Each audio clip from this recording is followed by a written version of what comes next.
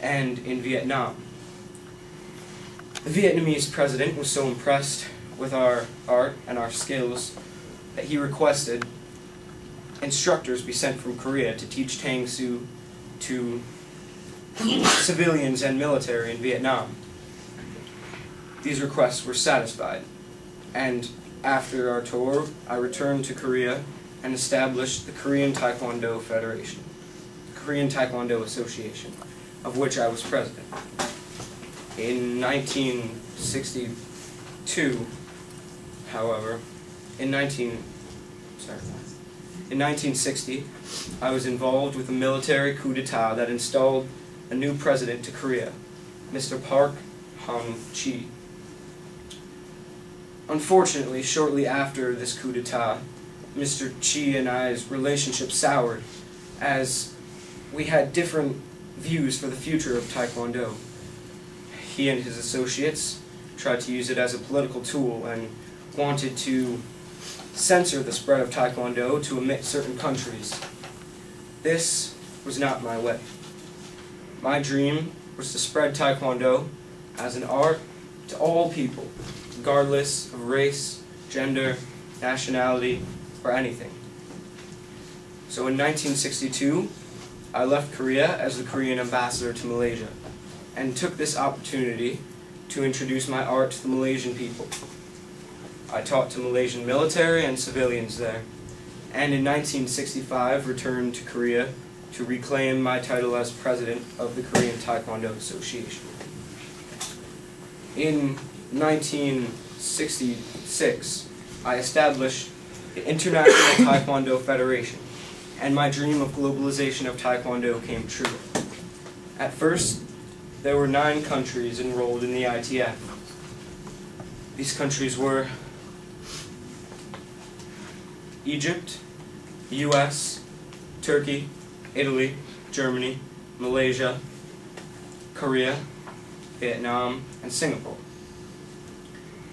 In 1968, I toured Canada, India, Spain, and Belgium in the hopes of spreading Taekwondo even more.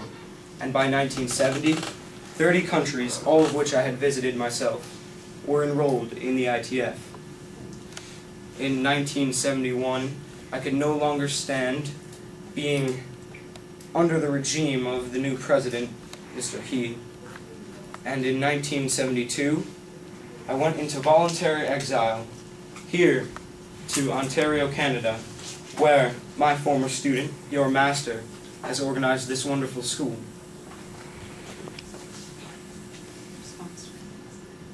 In response to my exile, the South Korean government has created the World Taekwondo Federation to promote Taekwondo separately from me, its founder. They have written me out of the history books and tried to deny my significance in the history of this art, but it will be forever known. My life has been a long and grueling adventure.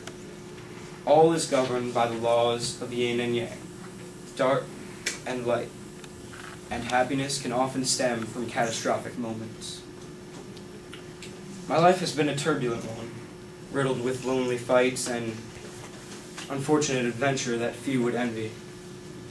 A life of self-exile thousands of miles distant from my beloved country. Nonetheless, it has been a worthwhile endeavor. Now let me demonstrate for you the art of Taekwondo. In Taekwondo, the defense system consists of 8 blocks. The low block, the inside block, the outside block, and the high block.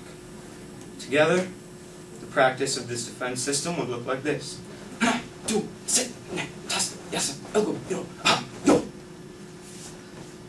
Also, there is, of course, an offensive system to Taekwondo, which is renowned for its high kicks and its dynamic footwork. In sparring, you will switch feet and step forward and back to avoid being kicked. And the basic kicks consist of a front kick, which is the first kick taught to new Taekwondo students. Next is more advanced, the roundhouse kick. And following that, side kick. Another version of the side kick with a spin is called the back kick. And to take it to the next level, the spinning hook kick, which is a spinning version of the regular hook kick. The kicks are made to be consistent, and one leads into the next. As you can see, a roundhouse kick sets up for a back kick, which in turn sets up for another roundhouse kick. It looks something like this. This leaves the opponent no chance to attack or defend. Now, may I have my student volunteers please come up so I can demonstrate.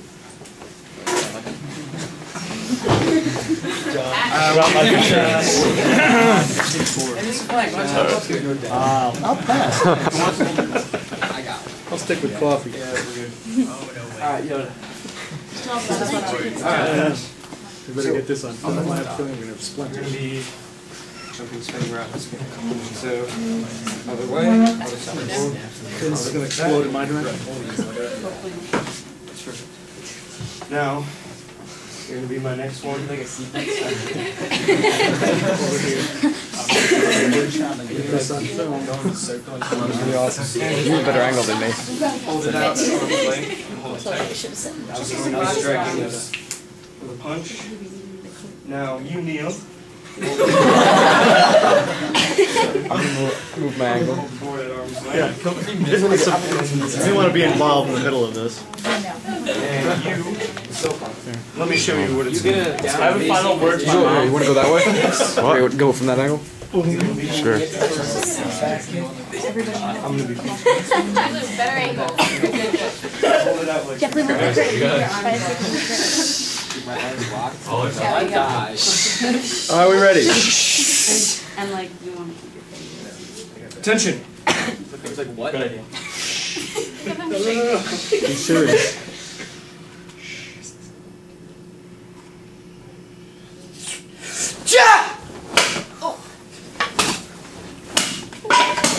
Oh my god!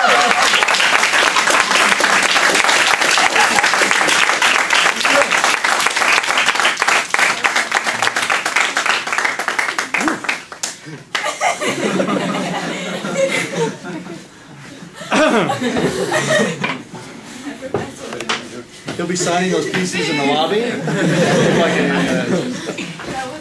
Okay.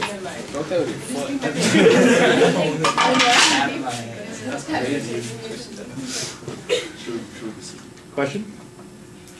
Questions? Question.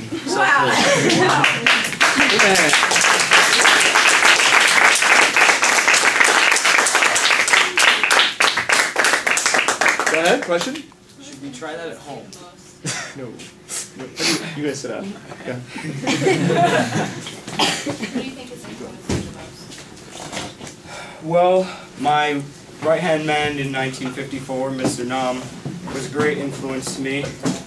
But I'd have to say my first martial arts teacher, Mr. Him, who taught me calligraphy as well as built me from being a sick and frail child to a strong, independent individual, and taught me the art of Taekwondo, which is the most basic forerunner of modern Taekwondo.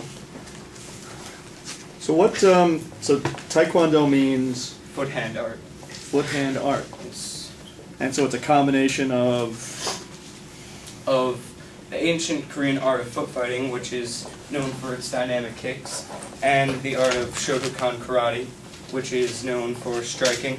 And in 1955, I had a board put together to determine a name for the art, and there was a lot of different things, but Taekwondo was just the simplest and most straightforward foot-hand art. So actually, so when you say you were, sent into exile and such, was it because you incorporated something that was Japanese in origin? It was Possibly? a voluntary exile. I left. But is that the reason there's some negative feelings?